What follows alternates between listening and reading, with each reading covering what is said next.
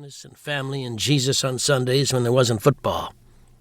So Lyle Dover rolled into the Lamplighter, maybe not knowing it was a family-affiliated bar, but probably not giving a fuck, because on top of everything else, he was 65 years old, and as a general rule, no one really fucked with old guys. 20 minutes later, Billy got the call to grab up Jermayo and see if he could talk some sense into Dover, and if not, bring the dog fucker to Ronnie, which would have all been fine except Dover got mouthy in the back seat of Billy's Buick, talking about how he knew Jermayo's mother, how they went to school together, how he was going to sue her, take her house, put her on the street, which got Jermayo to pistol-whipping the cocksucker. And the next thing, the fucker had a stroke or a heart attack, and by the time they realized it, he was limp as a dick in dark blue.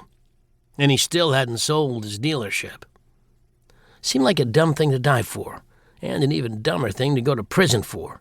Billy not inclined to spend his last days on Earth staring out at this very subdivision over a fucking car dealership. The subdivision, called Riverview Estates, was being built to coincide with an expected expansion of the prison. Joliet, the kind of town that applauded increased crime numbers elsewhere in the state, because more motherfuckers in prison meant more jobs. More jobs, more houses, more cars, more traffic cops. More traffic cops, more people in county jail. More people in county jail, a bigger county jail would be needed, which meant more jobs for union carpenters and millwrights, all of whom kicked up to the family. The whole thing a self-perpetuating cycle. "When is sunrise?" Jermayo asked. Billy looked at his watch. It was close to 4 a.m. He told Arlene to be ready to go by 10. "Another 90 minutes, Billy said. He kneeled down, gave the grave a good once-over.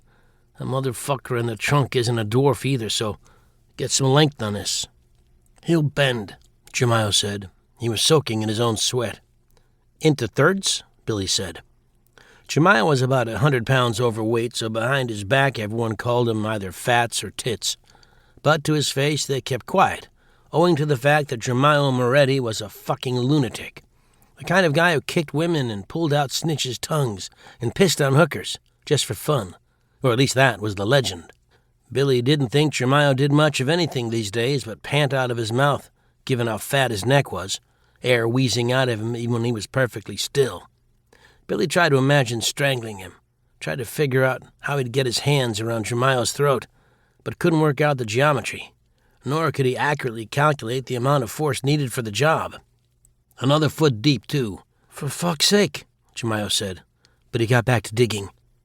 After another 5 minutes, Billy took a final drag from his cigarette, squeezed it out between his thumb and forefinger, stuck the butt in his pocket, took out his car keys, jingled them so Jermayo would turn around.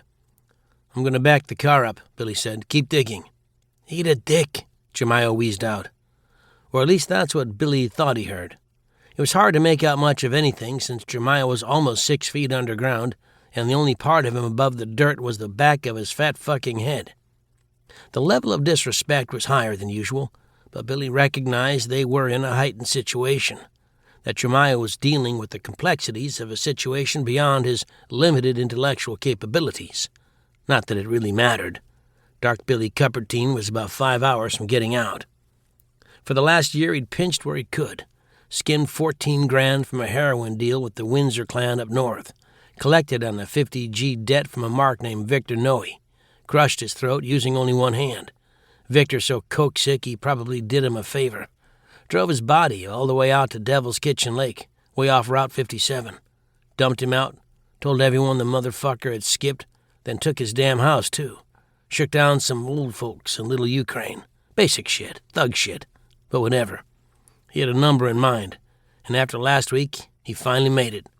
$300,000 in cash, plus 5 guns, enough ammo to outlast most cops, stuffed in the trunk of his convertible DeVille in the garage at home, built into a contraption underneath the spare tire.